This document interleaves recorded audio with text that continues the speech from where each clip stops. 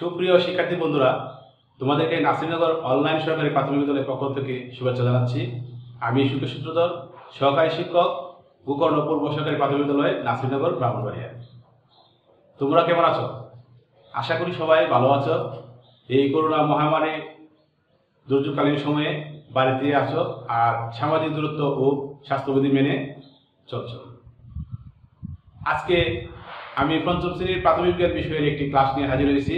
তোমরা প্রাথমিক বিজ্ঞান বই, খাতা ও কলম নিয়ে বসে পড়ো। চলো একটি ভিডিও দেখি।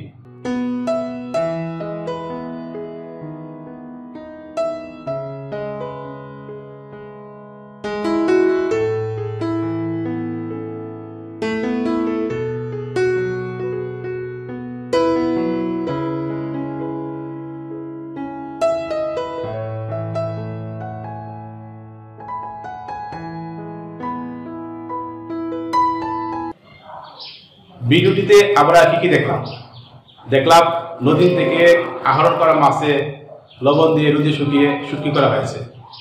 এই মাছগুলোকে কেন শুটকি করা হয়েছে আশা করি সবাই বুঝতে পেরেছ।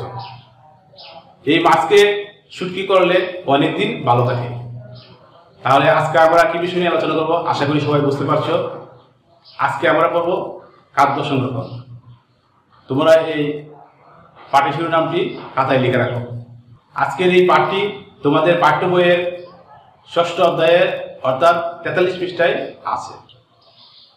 ছবিটি লক্ষ্য করো। আমরা বিভিন্ন ফলমূল বা খাদ্যদ্রব্য ফ্রিজে রাখি। ফ্রিজে রাখলে এগুলো অনেকদিন ভালো থাকে। বিভিন্ন ধরনের অণুজীব যেমন ব্যাকটেরিয়া, ছত্রাক ইত্যাদি এগুলোকে আক্রমণ করতে পারে, যার কারণে এগুলো অনেকদিন ভালো থাকে। এ থেকে আমরা বলতে পারি খাদ্যের গুণাগুণ, গ্রহণযোগ্যতা ও খাদ্যপান অটুট রেখে ব্যাকটেরিয়া, ছত্রাক ইত্যাদির পচন ক্রিয়া রোধ করার প্রক্রিয়ার নাম খাদ্য সংরক্ষণ। ছবিটি দেখো, এখানে চাল ও ধান আর এখানে ডাল ও গম। এগুলো আমরা রোদে শুকিয়ে সংরক্ষণ করতে পারি। এছাড়া আরো বিভিন্ন শস্য রোদে শুকিয়ে সংরক্ষণ করা যায়। ছবিটি লক্ষ্য করো। মাছ আমরা কিভাবে সংরক্ষণ করতে পারি?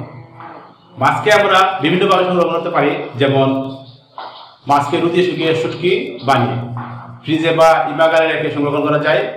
আবার লবণ বা বরফ দিয়েও মাছ সংরক্ষণ করা যায়। মাংস, শাকসবজি ফ্রিজে বা হিমাগারে সংরক্ষণ করা যায়। বিভিন্ন ধরনের ফল ও ফ্রিজে বা হিমাগারে সংরক্ষণ করলে বেশ কিছুদিন ভালো থাকে। ফল থেকে জ্যাম, জেলি, আচার তৈরি করে বায়ুরোধী পাত্রে সংরক্ষণ করলে অনেকদিন ভালো থাকে। বিভিন্ন ধরনের ফল যেমন জলপাই, বরই, আম ইত্যাদি তেল, সিরকা, চিনি দিয়ে সংরক্ষণ করা যায়। এতক্ষণ আমরা দেখলাম খাদ্যদ্রব্য কিভাবে সংরক্ষণ করা যায়। এখন দেখবো এই খাদ্য সংরক্ষণের গুরুত্ব বা এই খাদ্য সংরক্ষণ করলে আমরা কি কি উপকার পেতে পারি। ছবিটি লক্ষ্য করো। ছবি থেকে কি বুঝতে পারছো? এই ফলমূল ও শাকসবজিকে বা যে কোনো খাদ্যদ্রব্যকে সংরক্ষণ করলে খাদ্যদ্রব্য টাটকা বা তাজা থাকে। খাদ্যদ্রব্যকে সংরক্ষণ করলে অনেকদিন পর্যন্ত এগুলোর খাদ্যমান বজায় থাকে। তাহলে আমরা বলতে পারি খাদ্য সংরক্ষণের গুরুত্ব অনেক। ছবি দেখে কি বুঝতে পারছো? প্রয়োজনের অতিরিক্ত খাদ্যদ্রব্য যদি আমরা সংরক্ষণ করি তাহলে খাদ্যের অপচয় রোধ করা যায়। মনে করো তোমার বাবা বাজার থেকে ৫ কেজি ইলিশ মাছ কিনে আনলো। এই সবগুলো মাছ যদি একদিনে রান্না করে আর পরিবারের সদস্য সংখ্যা কম হলে সবগুলো মাছ কি খাওয়া সম্ভব? একদিনে সবগুলো মাছ খাওয়া সম্ভব নাও হতে পারে। তাই খাদ্য সংরক্ষণ প্রক্রিয়া ব্যবহার করে খাদ্যের অপচয় রোধ করা যায়। এই ছবিগুলো লক্ষ্য করো। আরেকটি উদাহরণ দিচ্ছি। মনে করো কোনো কৃষকের সবজির বাম্পার ফলন হয়েছে, তাহলে ওই কৃষকের কি হতে পারে? যদি সবজির দাম কম হয় তাহলে কম দামে এগুলো বিক্রি করতে হবে।